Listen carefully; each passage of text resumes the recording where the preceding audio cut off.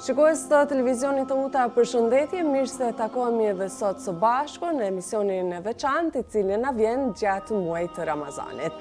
Ditët tona besoj se tashmë kanë filluar që të jenë, le të themi, të mirëpritura nga të gjithë ju, sepse në emisionin ton ne para minutave të kohës së iftarit sillim tema edhe biseda të cilat kanë për qëllim që sa më shumë të sillin informacione tek të gjithë ju, por edhe pse jo, të përmbushemi më shumë edhe nga ana shpirtërore, ato që ka për qëllim edhe ky muaj. Ne jemi në muajin e shenjtë të Ramazanit, muaji i devotshmërisë, vetë përmbajtjes së gjithashtu reflektimit dhe rikthimit tek vlerat thelbësore, njerëzore e shpirtërore. Tema sot mban një titull Islami dhe mjedisi. Është një titull i veçantë për cilin ndoshta mund të pyesni se si do ta ndërlidhim edhe çfarë do të flasim. Por në një kohë kur e gjithë bota po përballet me ndryshimet klimatike, me ndotje dhe me shkatërim të natyrës, lind natyrshëm edhe pyetja se mbrojtja e mjedisit dhe e natyrës është thjesht çështje moderne apo është pjesë e etikës dhe përgjegjësisë fetare. Për të folur për këtë temë të rëndësishme, ne sonte në studio kemi të ftuar teologun e nderuar Besim Cura, të cilin e falenderojmë që këto minuta para iftarit do ta ndajmë së bashku me të gjithë shikuesit edhe të jemi pjesë e këtij emisionit të Ramazanit. Përshëndetje. Përshëndetje ju, mirë se u gjeta. Ju uroj një muaj të shenjtë Ramazanit të mbar për të gjithë besimtarët që të arrijnë këtë muaj atë çka neve na kërkon krijuesi jon, pra atë ndryshimin ton pozitiv që duhet ta bëjmë, inshallah mbrim. Faleminderit edhe për ftesën e juaj. Agjërim të pranuar edhe çdo të mirë. Inshallah. Tani Islami dhe mjedisi, si do ta sqaronim në fillim ku qëndron kjo temë së bashku ndërlidhur me njëra tjetrën? Po, në fillim mund të themi këtu për këtë ndërlidhjen e këtij muaji të shenjtë që ne gjendemi, pra sikur se e thash në fillim fare, Zoti kërkon nga neve që në këtë muaj të shenjtë që ai na dhuron neve për të ripërtrirë qenien tonë shpirtërore, por edhe fizike, si muaji i devotshmërisë shpirtërore, por edhe i pastërtisë. Pra neve na fton Ramazani, pra na fton që ne të kontrollojmë edhe jo vetëm lidhjen tonë apo raportin tonë me Krijuesin, Zotin e gjithdijshëm, gjithëmëshirshëm, mëshiruesin, por ta kontrollojmë edhe raportin tonë me atë çka neve na rrethon, pra me njerëzit tjerë, me gjallësat tjera, me mjedisin, me natyrën, me çdo gjë që neve pra na është dhënë në dispozicion nga Zoti i gjithësisë dhe që na ka lënë neve amanet. Pra na është lënë gjithë kjo çka është e krijuar për rreth nesh është për ne. Por në një farë mënyrë pra ne jemi kujdestarë të asaj dhe amanet e kemi hyjnor nga Zoti i gjithësisë që të kujdesemi në përgjithësi pra edhe për atë çka neve na rrethon. Pra, ndërlidhja bëhet tu që nga që Ramazani është muaji i devotshmërisë dhe i pastërtisë, ne duhet kujdesemi që ta shohim në mënyrë më të zgjanë. Pra, nuk është këtu në kontekstin e asaj se feja islame, pra feja islame nuk është fe e cila njeriu pra e qyr si një qenie individuale, vetëm brenda asaj qenies së tij individuale, por del jashtë kësaj. Pra nëse shohim qartë urdhëresat në Islam, pra obligimet në Islam, ndalesat, sugjerimet, rregullat e fesë islame, gjithmonë janë në kontekstin e asaj që njeriu pra përveç brendësisë së tij individuale, pra ka dhe përgjegjësi tjera pra sociale, kolektive, ndërto hyn edhe marrëdhënia apo kujdesi që duhet të ketë njeriu me atë çka ne e quajmë natyrë, mjedis, ambient etj.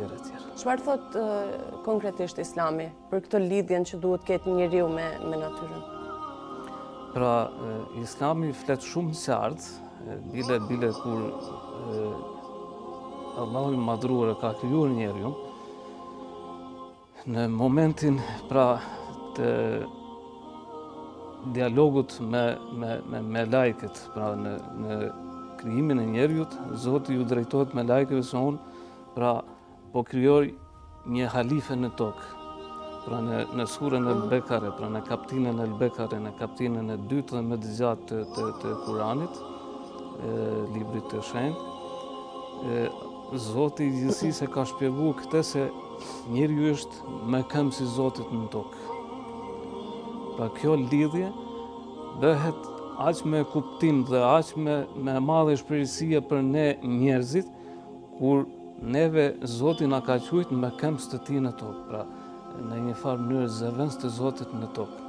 Çdo gjë që është e krijuar, si ne e njohim, por edhe që nuk e njohim dhe çdo ditë njerëzit, shkencëtarët, pra zbulojnë deri që të ekzistojë kjo botë, pra është e krijuar në marrëdhënien njeri dhe mjedis.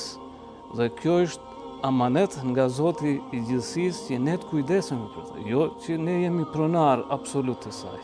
Pronar absolut është vetëm Zoti i gjithësisë, Zoti i gjithçkas.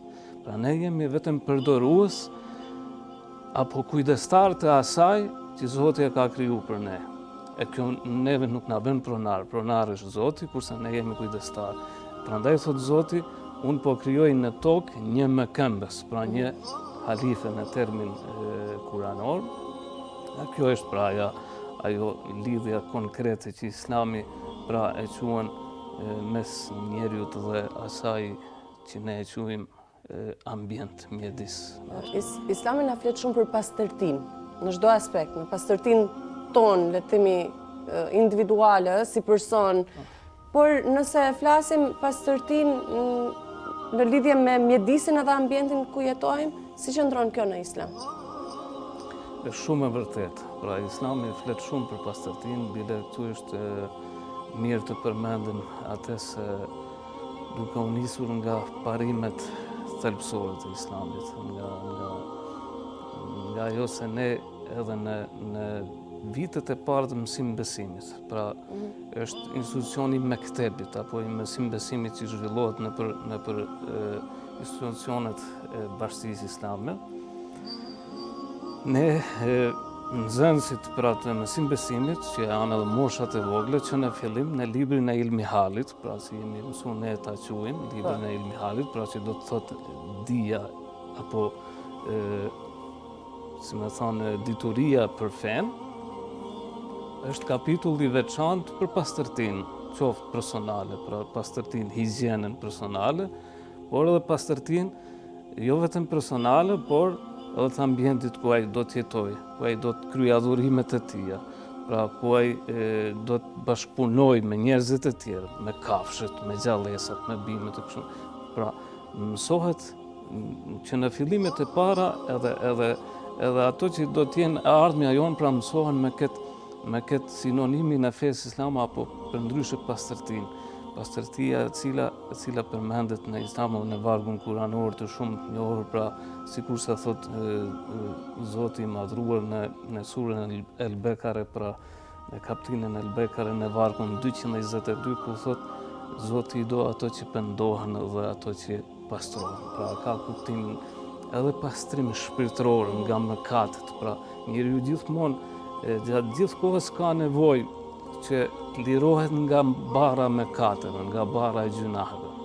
Nuk ka njeri që nuk ka gjunahe, pra nuk ka mëkate, nuk ka njeri që është i përjashtuar prej mëkateve. Bile edhe dërgumë të Zotit, edhe me të zgjedhurit e dërgumëve të Zotit, bile kanë patur pra ato gabimet e veta për të cilët pra ka lind nevoja që ato të pendohen. E kështu që njerëzit me dashur tek Zoti janë pra ata të cilët vazhdimisht pendohen, pra pastrojnë, pra shikoni këtu bie në sy kjo, pendim pastrim. Pra pendim është sinonimi është pastrimi nga gjunahet, pra pastrim shpirtëror. Mirë po nga ana tjetër, edhe ato që pastrohen të Zotin në këtë varg kuranor, pra ato që janë të pastër, pra dhe në kuptimin e pastërtisë, por kjo nuk mbaron tu, feja islame nuk kufizohet me pastërtinë vetëm personale, vetëm shpirtërore, por është në përgjithësi e thanë tu pastërtin e gjithë asaj çka atë rrethon. Kujdesin ndaj çdo gjë që rrethon atë. Prandaj këtu vlen të përmendet ajo se feja islame edhe nga vetvetja e saj është edhe si sinonim i pastërtisë. Përpara ju e dini, por edhe ne i majmë mend, ne që jemi pak më shumë një fije, ato gjyshet tona sidomos, ne i majmë mend edhe bile do të na marrin malli më vonë. Këto brezat që vinë pas nesh nuk do të kenë mundësi ndoshta të shohin diçka çka ne kemi parë, janë veshur me të bardha përpara. Gjithë teshat e tyre kanë qenë bardha. Dhe kjo ka qenë si simboli pastërtisë, por edhe një anë tjetër si simboli fesë islame, sepse feja islame shumë herë edhe karakterizohet, është sinonimi i pastërtisë. Vetë pejgamberi jon i dashur, pra profeti Muhammed, paqja dhe mëshira e Zotit qoftë mbi të, thot në një thënie të tij të bukur, thot gjysma besimit, gjysma e fesë është pastërtia. Shumë e bukur. Pra, këtu vetë shohim ne se sa i ka dhënë rëndësi pastërtisë feja jon islame. Dhe sa ne kemi përbosh dhe përgjithësi që ta kryejmë këtë amanet. A mund të na thoni diçka mbi përgjegjësinë fetare morale për ata të cilët, le të themi, nuk kujdesen për ambientin, edhe nuk ruajnë ambientin, por nga ana tjetër edhe devastojnë atë? Lidhe me këtë mund të them edhe një mendim të një dietari musliman që po më vjen tani në mendje, kjo thënie e mrekullueshme e tij, është Ibn Rajab i shkollës Hanbelite, Ibn Rajab el-Hanbeli, i cili ka një thënie shumë bukur lidhur me këtë. Thotë besimi i vërtet shfaqet në sjellje, pra në sjellje që ka një besimtar apo një besimtare. Dhe sjellja më e dukshme, pra besimi i vërtet shfaqet në sjellje, e sjellja më e dukshme është pastërtia, thotë, që vetë ndukem më tepër. Pastërtia, disiplina dhe rregulli. Pra nëse shet një njerëz që është që i kushton rëndësi pastërtisë së tij personale, shpirtërore, natyrisht, por fizike, higjienës, të ambientit, të teshave, të natyres, kujdesit ndaj gjithave që e rrethojnë, ka disiplinë, ka dhe rregull, pra dije që ai njeri është në rrugë të drejtë. Dije që ai njeri pra e ka besimin e sinqert. Prandaj besoj se flet për ne. Flet për ne, si duhet të jemi ne, në fakt. E si jemi është diçka tjetër, kemi pra temetat tona njerëzore, por kështu duhet të jetë një besimtar ideal. Pra kjo është ajo që pra në fakt njeriu do të jepte epitetin e meritum me këmbë si Zotit në tokë, e që thamë më sipër. Pra atëherë, kur njeriu cilët kështu, atëherë ne do të meritonim epitetin apo atë gradën që neve na dha Zoti që në krijimin ton me këmbë të Zotit në tokë. Pas kësaj, çfarë mund të themi për përgjegjësinë fetare morale të njeriut ndaj natyrës edhe devastimit mjedisor? Çfarë? Patjetër, njeriu pra ajo ndërlidhja apo lidhja kësaj me përgjegjësinë fetare morale të njeriut, pra apo devastimit të natyrës që bëhet nga ana e njeriut, njerëzimit. Është pyetje shumë e drejtë. Në fakt, neve na ka sqaruar këtë përgjegjësi Zoti i gjithësisë, i gjithdijshmi, i mëshirueshmi, pra ai i cili neve na shikon gjithmonë me syrin e mëshirës dhe të krijesës më të zgjedhur të tij, por shumë shpesh ne jemi ato të cilët pra e harrojmë këtë dhe ndoshta nuk e meritojmë të mëshirë të shfaqur nga Zoti i gjithësisë, e cila është me bollëk dhe shumë më tepër në këtë muaj të shenjtë të Ramazanit. Thot në surën Araf në vargun 56, ajeti 56, thot: dhe mos bëni shkatërrim në tokë pas rregullimit të saj. Pasi që Zoti pra, pasi që unë kam rregulluar tokën, natyrën, resurset natyrore që ju ka falë Zoti, ju mos bëni shkatërrim në tokë. Pra ne njerëzit, neve na thret Zoti që mos jemi shkatrues, por të jemi kujdestar të saj. Në fakt, neve e shohim edhe në thënie të tjera të ajete kuranore tjera edhe në thënit e profetit tonë të dashur, pra Muhamedit, paqja dhe shpëtimi i Zotit qoftë me te, ku thotë se botëra thotë është e gjelbërt, e bukur dhe Allahu ju ka bërë ju kujdestar për këtë botë.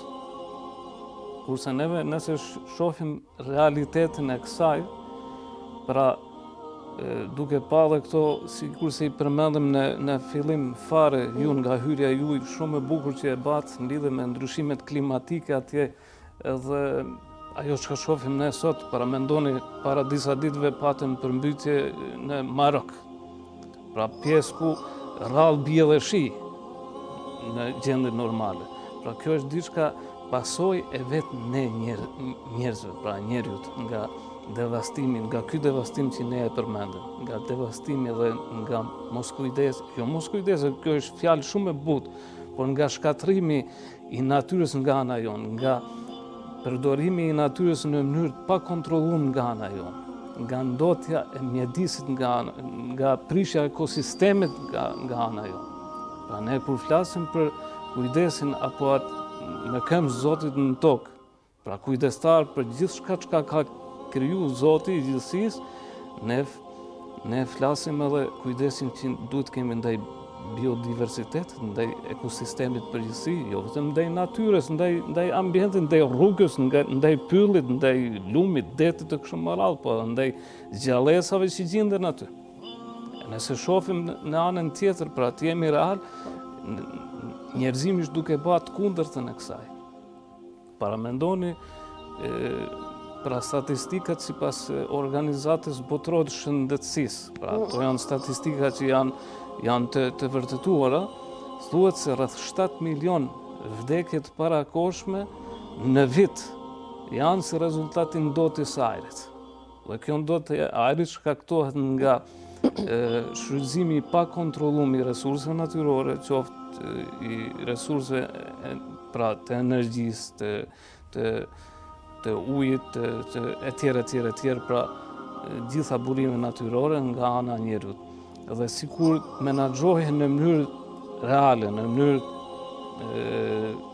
të mirë, të drejtë nga ana e njerëzit, pra të gjitha burimet dhe resurset natyrore dhe menaxhimi i mbetjeve dhe i mbeturinave që njerëzit pra i shkaktojnë, do të reduktonte këtë për 40%.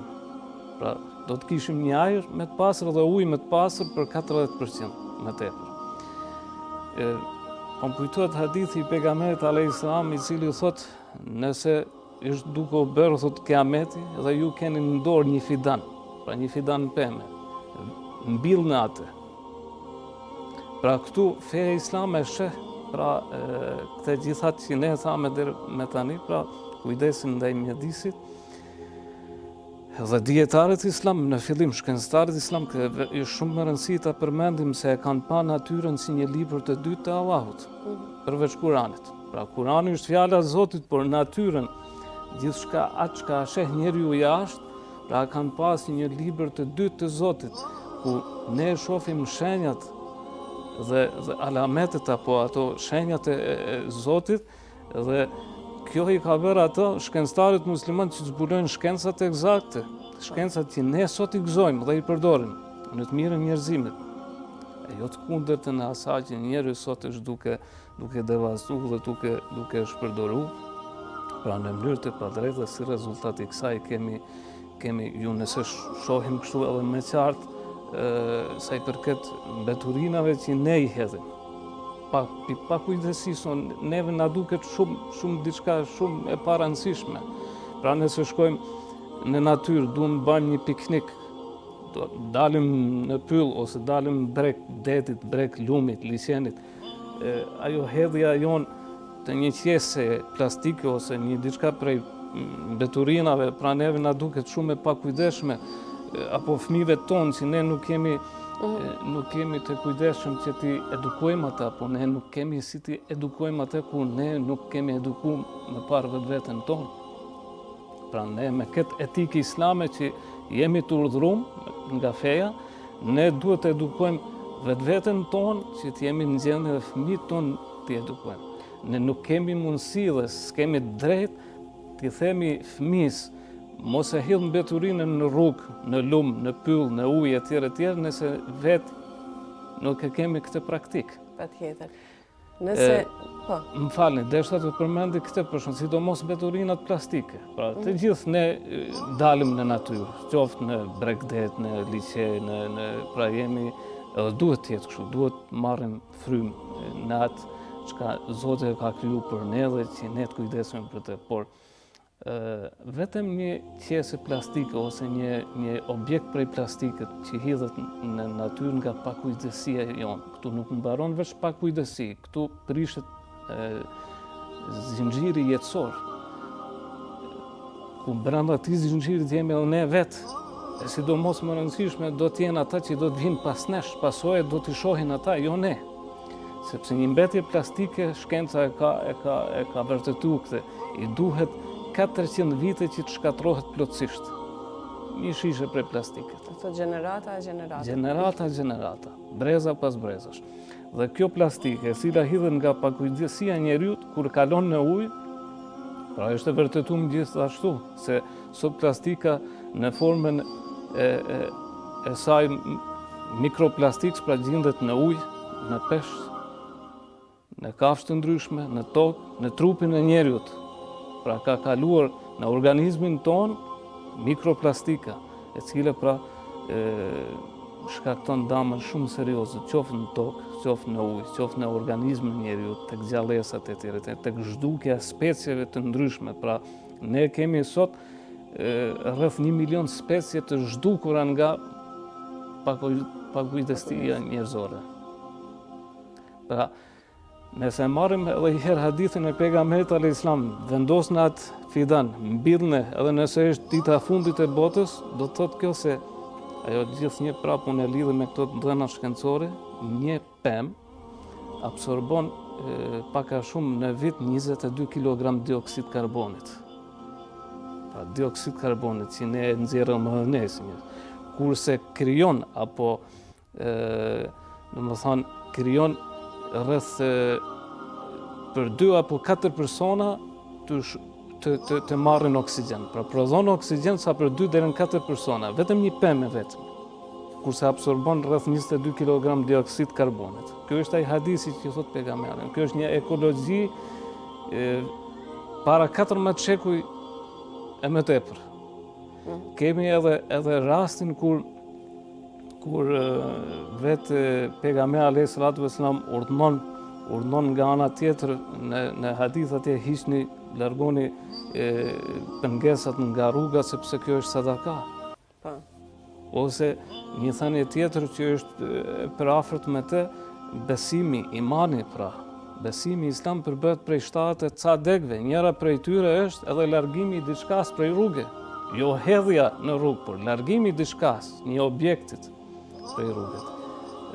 Shumë të tjera. Me sa pak gjëra ndoshta mund të arrijmë diçka të madhe. Njerëzve ju duken shumë gjëra të parëndësishme ose të vogla, por gjërat e mira dhe njerëzit e mëdhenj përbëhen edhe rriten prej gjërave të shumta të vogla, të mira. Duke i ditur gjitha pasojat, cila mendoni se është arsyeja që po vazhdojmë edhe po ndotim të mjedis, nuk po kujdesemi për të? Unë mendoj se në radhë të parë është vjen keq të them kështu, por ignoranca e njeriut në radhë të parë në përgjithësi. Ignoranca moralo-fetare, ignoranca e dijes, e shkencës, mosnjohja e rrezikut që kanoset nga një sjellje e tillë e njeriut. Pra, siç e thash edhe më përpara, ne po i shohim ndryshimet klimatike të paparashikueshme sot. Gjithë kjo është pasojë e veprimit njerëzor, e moskujdesit njerëzor, e shpërdorimit të njerëzit. Neve nga Zoti i gjithësisë, ai i cili neve na ka zgjedhur nga gjitha krijesat tjera, pra jemi krijesa më e zgjedhur e Tij, më e dashur e Tij, neve gjithashtu në Kuranin e shenjtë, në një varg të Kuranit, pra ku thot në surën El-Araf, pra në vargun 31, thot hani dhe pini, por mos e teproni. Pra dhe ato që na i ka leju Zoti i gjithësisë, që ne i kemi të lejuar, jemi të lirë të veprojmë, përsëri thot Zoti mos e teproni, mos shpërdoroni. Pra prapë ndërlidhemi tek ajo që thamë më përpara, duhet njeriu mos të jetë shpërdorues, as i resurseve natyrore, as i ujit që ne pimë dhe përdoremi për pastërtie, për ujit etj, as i ushqimit. Ky ajet i Kuranit nuk kufizohet vetëm me ushqimin dhe pinë, por në përgjithësi gjithë asaj që ne e biseduam deri me tani. Sepse pra kemi dhëna alarmante, nëse statistikat thonë se rreth 2 miliard njerëz sot vujnë nga mungesa ujit të pishëm, nga ana tjetër, pjesa tjetër e globit e shpërdoron ujin. Dhe ne që jemi duke folur ndoshta shumë herë, jemi ata të cilët e shpërdorim ujin prej pakujdesit ose prej jo vëmendjes në ato raste. Unë e di, bile i kam vizituar ato vende, unë i kam padhe përpara kur isha me shërbimet e mira edhe në Zvicër, pra atë i mësojnë që në fillore i mësojnë fëmijët që në foshnjore bile i mësojnë fëmijët për kursimin e ujit. Pra sa herë që ke një pauzë edhe në lamje, në dhanve atje me ndalë qesme, jo me lanë me shku uji. Për arsye se, sikur se thame, rreth 2 miliard njerëz vujnë nga mungesa ujit të pishëm, kurse ana tjetër e shpërdoron. Shumë dhana tjera.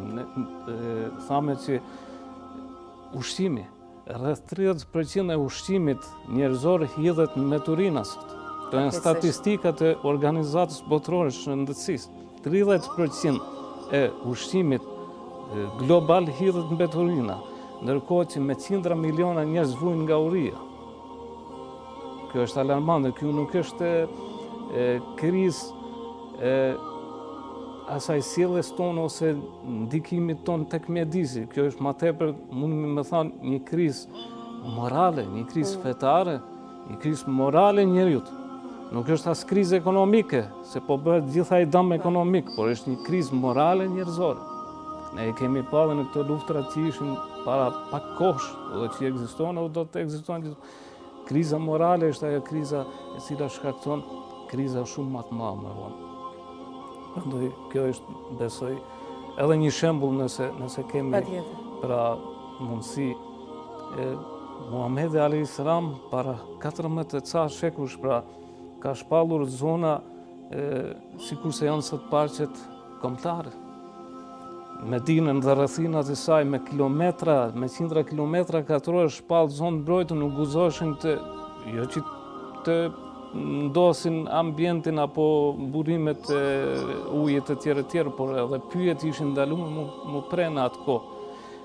Kujdesin ndaj kafshëve, gjuhëtia pa kontrolluar në një farë mënyrë të tjerë, pra shpalli si zonë ndaluar.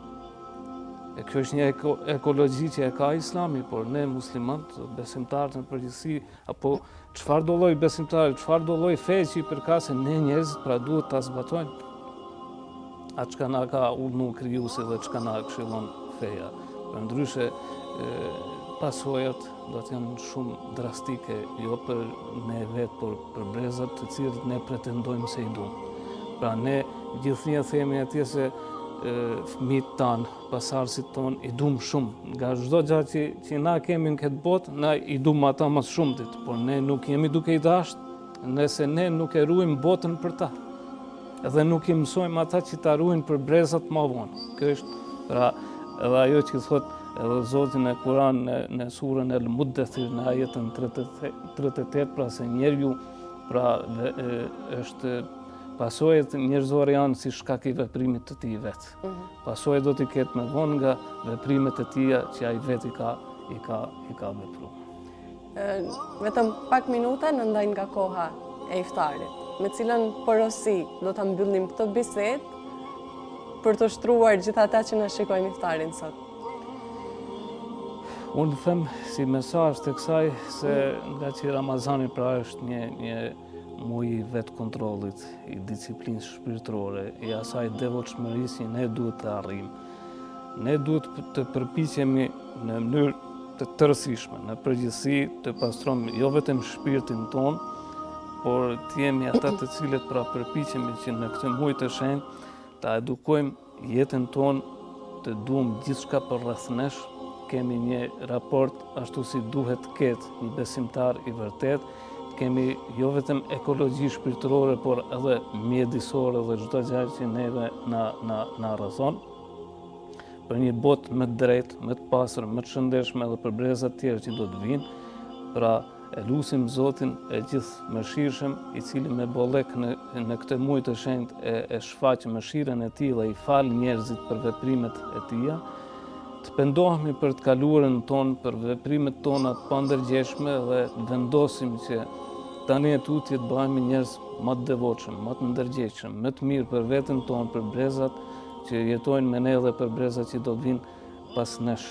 Ju uroj të gjithëve të muaj të shenjtë me agjerim të pranuar, të lehtë dhe çdo adhurim tjetër që ka ky muaj i shenjtë, të arrijmë të gjitha qëllimet që Zoti neve na kërkon.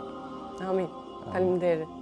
Ishte kënaqësi për trajtimin e tillë të temës, sepse gjërat e përditshme me të cilat ne jetojmë na duhet t'i kuptojmë edhe në aspektin fetar, se sa ndikim kanë tek ne. Faleminderit. Ishte kënaqësi. Shikues të televizionit të UTA, ishim së bashku me imam teologun Besim Cura. Unë e falenderoj për intervistën edhe për bisedën e tij në këtë emision të Ramazanit, ndërsa vetëm pak çaste, me qenë se jemi në prag të iftarit tani, unë dua të falenderoj Cookie House Ulqin, i cili besoj se edhe ne në studio pasi që hajmë le të themi ato çfarë shtrojmë në sofrat tona, është mirë që t'i provojmë. Gjithashtu duhet falenderoj për zbukurimin e studios, për gjitha detajet e bukura që na sjell STR Nur, të cilën gjithashtu e gjeni në faqen e Instagramit me këtë emër, ndërsa për gjithë studion dhe ambientin e këndshëm falenderoj kompaninë Cungu & Company. Një falënderim i veçantë shkon për Bashkinë Islame të Ulqinit, i cili edhe këtë vit pas shumë vitesh vazhdon edhe le të themi misionin e tij për të përcjellë mesazhe të bukura në këtë muaj, por edhe për gjithë bashkëpunimin që kemi së bashku me Bashkinë Islame dhe televizionin të UTA. Faleminderit edhe juve, agjerim të lehtë dhe të pranuar, ju bëft mirë iftari. Mirupafshim.